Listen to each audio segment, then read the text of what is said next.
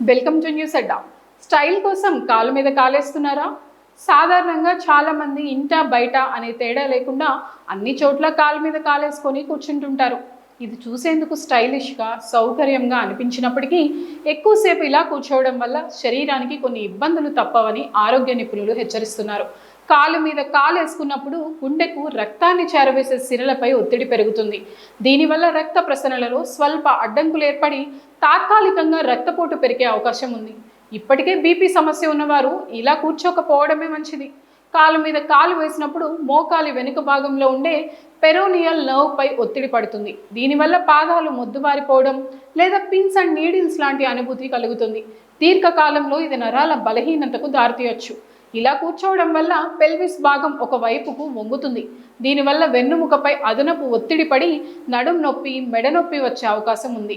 ఇది శరీర ఆకృతిని కూడా దెబ్బతీసే అవకాశం ఉంది. ఎక్కువసేపు కాళ్ళు క్రాస్ చేసి కూర్చోవడం వల్ల కాళ్లలోని రక్తనాళాల్లో రక్తం నిలిచిపోయే ప్రమాదం ఉంటుంది. దీనివల్ల నరాలు ఉబ్బి నీలం రంగులోకి మారే వారికోస్ వెయిన్స్ సమస్య వచ్చే అవకాశం ఉందని కొన్ని పరిశోధనలు చెప్తున్నాయి.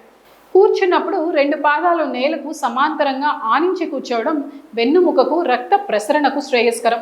ఒకవేళ కాలు మీద కాలేసుకొని కూర్చున్నా కాసేపటికి కాళ్లను మార్చాలి లేదా సాధారణ స్థితికి రావాలి. ప్రతి 30 నుంచి 45 నిమిషాలకు ఒకసారి సీట్లో నుంచి లేచి 2 నిమిషాల పాటు అటు ఇటు నడవాలి. దీనివల్ల రక్త ప్రసరణ మెరుగుపడుతుంది.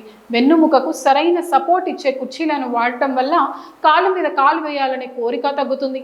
ఎట్టి పరిస్థితుల్లో గంటల తరబడి కాలు మీద కాలేసుకొని కూర్చోవడం మంచిది కాదని నిపుణులు చెప్తున్నారు.